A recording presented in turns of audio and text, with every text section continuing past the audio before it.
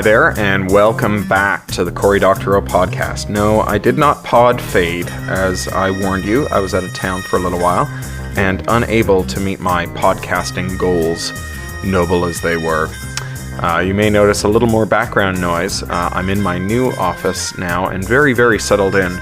And there's a little more ambient noise here than there is in my old place. There's a train that goes by every once in a while, but I hope you'll take that as texture. I'm a little sleep deprived. I had a great time overseas. I went to Iowa first, Cedar Rapids, and was the guest of honor at Icon and met all kinds of wonderful people, including a bunch of podcast listeners. Hi, folks. And then I went on to San Francisco, where I presented the Pioneer Awards for the Electronic Frontier Foundation and ran into lots of podcast listeners. Hi, folks. And that was amazing. Spent the day at EFF and just had a terrific time. And I flew back across the country to New Orleans, where Neil Gaiman was having his 50th birthday party. And it was kind of like a 3.5-day affair, which was wicked fun and exposed me to a lot of great new music. His fiancée, Amanda Palmer, did a couple of gigs with some of her side men and musical partners, Jason Webley and so on. And just had an outstanding time. Got to spend a day wandering around the French Quarter with Scott McLeod and his wife Ivy, and just really had a great time, but did not, and this is important, get much sleep. Then I flew back to San Francisco, where I had a day of consulting with one of my clients there, and then back home on a plane where I slept for about 5 hours and went right into it with taking care of the kid. And Posey, my daughter, she's almost 3 now, and she's got a horrible cold. And it's keeping her up every single night. And so I was up all week. And then on Friday, we went to a big house in the country that we rented with some friends. And we all dressed up and had a kind of weird hybrid of Thanksgiving and Halloween that was quintessentially British in some strange way, because, of course, neither of those are really big British celebrations, especially Thanksgiving. And nevertheless, it was wicked fun. And the food was insane. There was a turducken. That doesn't have anything to do with turds. It's a turkey with a duck with a chicken in it and 3 different kinds of stuffing and lots and lots and lots of desserts of various description, homemade boozy pecan pies and pumpkin pies, and someone brought an ice cream maker. I brought the AeroPress and made concentrated coffee espressos for everybody. It was just way, way fun. But again, not much sleep. So here I am, not much sleep and pretty bushed. And I apologize in advance if I stumble or don't make much sense. I'll keep the intro as short as I can as a result. I'm about to become a bachelor. My wife and my daughter are flying to Toronto, where I'm from, and my wife isn't. But my wife is doing a presentation for the Canadian Privacy Commissioner about a video game that she made called Smokescreen. That's a privacy game for kids. And she's bringing my daughter along to see her grandparents. So I'm going to be, for the first time in 3 years, alone in London in my flat without the family around. And that's pretty exciting. It's one thing to be on the road and not getting up with the kid and so on and not coordinating schedules. But it's another thing entirely to kind of have that normal life, but without all of the distractions of family. Not that I don't love them, but It'll be weird. I have a feeling I'm going to have lots of discretionary time. I may stay up past 8:30 at night one night and possibly even see a movie. I'm very, very excited by this prospect, as you can tell. The other thing I'm very excited about is that Pirate Cinema, my next kids book, is like literally days away from being finished. If it's not finished by this Friday, it won't be much long after that. And it can't be much long after that, because next Monday and Tuesday, Charlie Strauss is coming to London to hang out here in my new office, and we're going to plot out the third installment of the Hugh stories, of which this one that I'm reading you now is the first, and the 3 will be ganged up and put together as a fix-up by Tor Books and published under the title Rapture of the Nerds. And my new office is now entirely ready for Charlie. I have all of my kit installed. I have a coffee maker, really good one. I have I'm set up for tea, set up for snacks, and I have 2 robots now. I have a Roomba and a Scuba, and as well as a couple of dust dedusters and air dedusters that are keeping the place remarkably clean with very little human intervention. So it's quite nice. My last office had a tendency to get some dust bunnies under the sofa and stuff, and this place is just spotless. And it helps that when I laid it out with as few things on the ground that might impede the flow of a robot, because I thought I might be getting one And that's really worked. We had a Roomba a couple of years ago when we lived in Los Angeles, and it didn't do much, frankly. The latest generation, I'm pleased to report, is really doing it for me. All right, then. That's enough. Now I'm going to read you a little bit more jury service. With any luck, I'm actually going to get through to the ending now.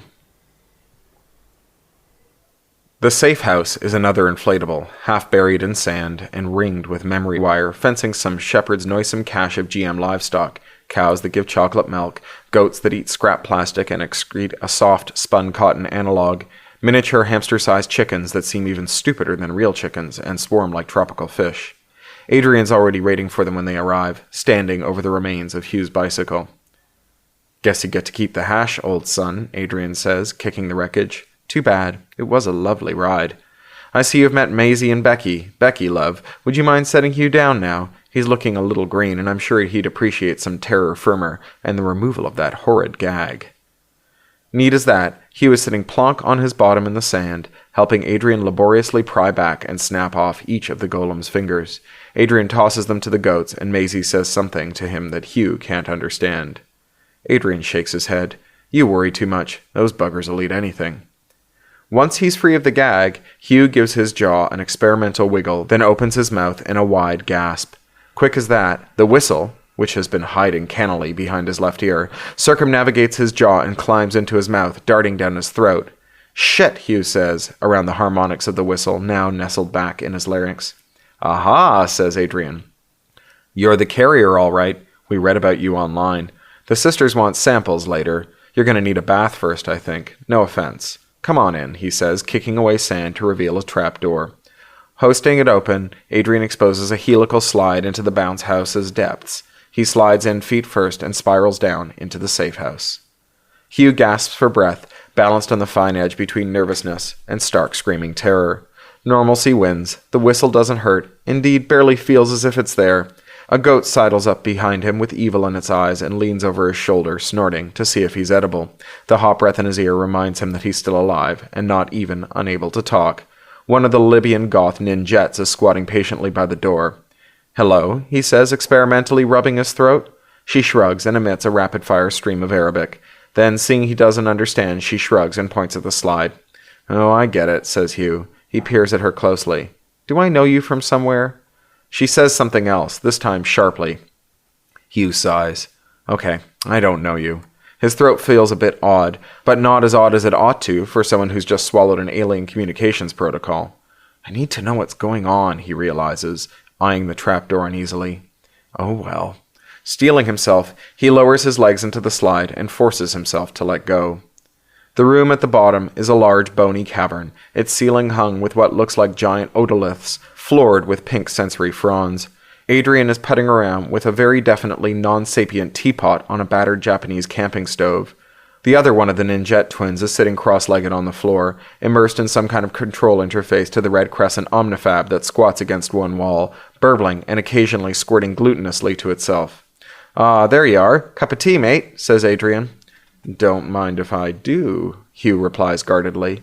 "Just what the fuck, excuse me, is going on?"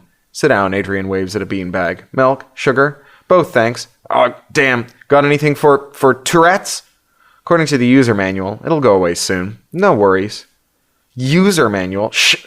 You mean this thing comes with a warranty, that sort of thing?" "Sure."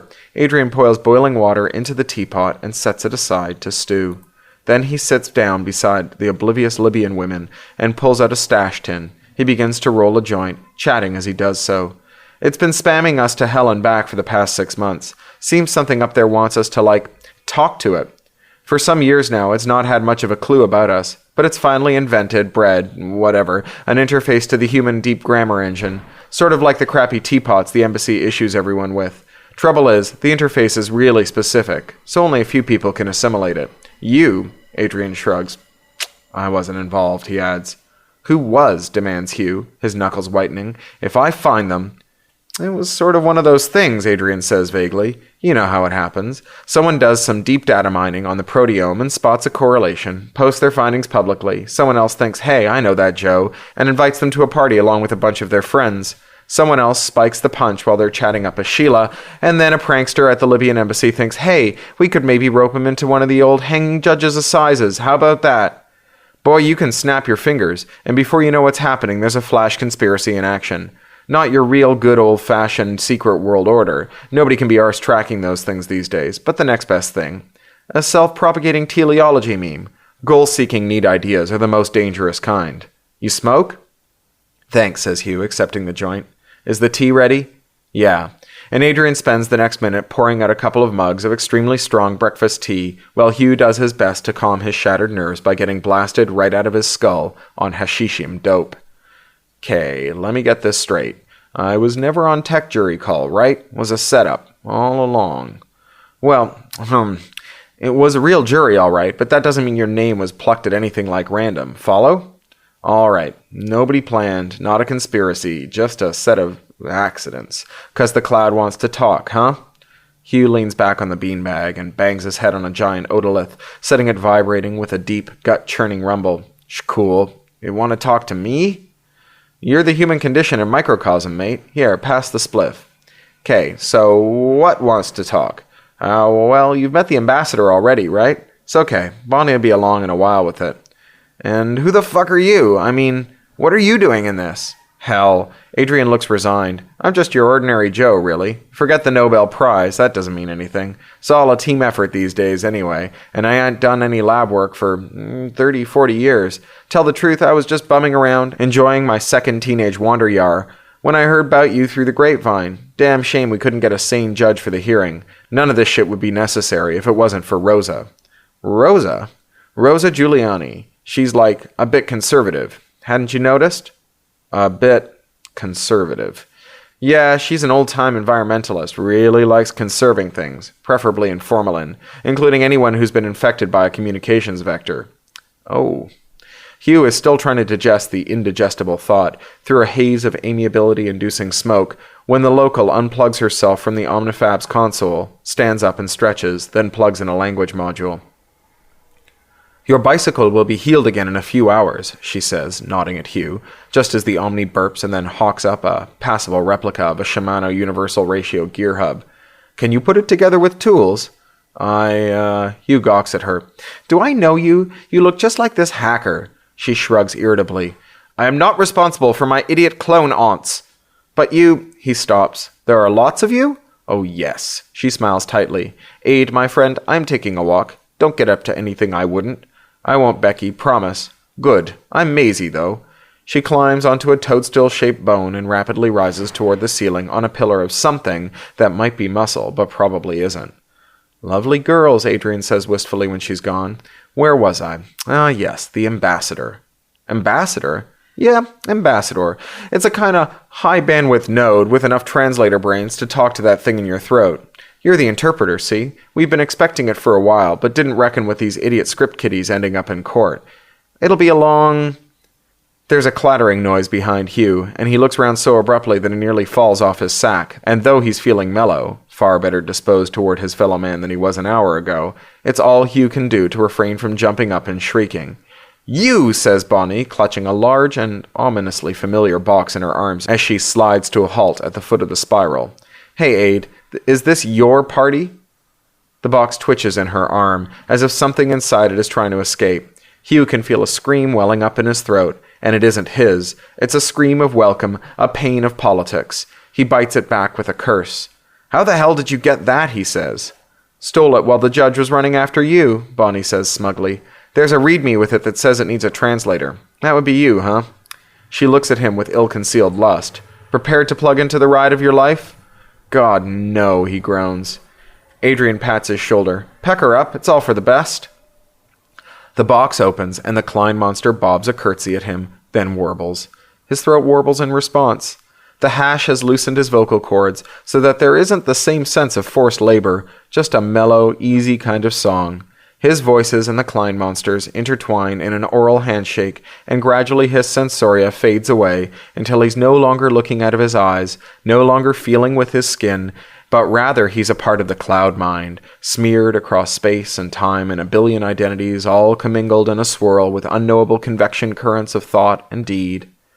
Somewhere there is the earth, the meat space whence the cloud mind has ascended. His point of view inverts, and now the earth is enveloped in him, a messy gobstopper dissolving in a probabilistic mind-mouth. It's like looking down at a hatched-out egg, knowing that once upon a time you fit inside that shell, but now you're well shut of it. Meat, meat, meat. Imperfect and ephemeral and needlessly baroque and kludgy, but it calls to the cloud with a gravatic tug of racial memory. And then the sensoria recedes, and he's eased back into his skin, singing to the Klein monster and its uplink to the cloud. He knows he's exmitting his own sensoria, the meat and the unreasoning demands of dopamine and endorphin. Ah, says the ambassador, ah, yes, this is what it was like. Ah, awful, terrible. Ah, well, that's done. The Klein monster uncoils and stretches straight up to the ceiling, then gradually telescopes back into itself until it's just a button of faintly buzzing nanocrud. The buzzing gains down and then vanishes, and it falls still. Bonnie shakes his shoulders. "What happened?" she says, eyes shining. "Got what it needed," Hugh says, with a barely noticeable underdrone. "What?" "What? Oh, a bit of a reminder, I expect. A taste of the meat." "That's it," Bonnie says. "All that for what? A trip down memory lane? All that fucking work and it doesn't even want to stick around and chat?" Hugh shrugs. "That's the cloud for you. In-fucking-effable." "Will it be back? I wanted to talk to it about..." She trails off, blushing. "I wanted to know what it was like." Hugh thinks of what it was like to be part of the Matryoshka brain, tries to put it into words. "I can't quite describe it," he says. "Not in so many words. Not right now. Give me a while. Maybe I'll manage it." He's got a nasty case of the pasties, and he guzzles a cup of lukewarm milky tea, swirling it around his starchy tongue. Of course, if you're really curious, you could always join up. Bonnie looks away, and Adrian huffs a snort. "I'll do it someday," she says. "Just want to know what I'm getting into." Hugh keeps the smile off his fizz. "I understand," he says. "Don't worry. I still think you're an anti-human race traitor, girlie. You don't need to prove anything to me." "Fucking right I don't," Bonnie says. She's blushing rather fetchingly. "Right," Hugh says. "Right." Hugh begins to hum a little, experimenting with his new transhuman peripheral. The drone is quite nice. He sings a little bit of the song from the courthouse in two-part discord. Bonnie's flush deepens, and she rubs her palms against her thighs, hissing like a tea kettle. Hugh cocks his head at her and leans forward a bit, and she grabs his ears and drags him down on top of her. Adrian taps him on the shoulder a moment later. "Sorry to interrupt," he says, "but Judge Rosa is bound to come looking for you eventually. We'd best get you out of Libya sharpish." Hugh ignores him, concentrating on the marimba sensation of Bonnie's ribcage grinding over his chest. Adrian shakes his head. "I'll just go steal a blimp or something then, shall I?" Bonnie breaks off worrying Hugh's ear with her tongue and teeth and says, "Fuck off for a while, will you, Adrian?" Adrian contemplates the two of them for a moment, trying to decide whether they need a good kick round the kidneys, then turns on his heel and goes off to find Maisie, or perhaps Becky, and start out an escape. The cloud whirls in its orbit, tasting the meat with its multifarious sensory apparati, thinking its in-fucking-effable thoughts, muttering in RF and gravity and eigenstate.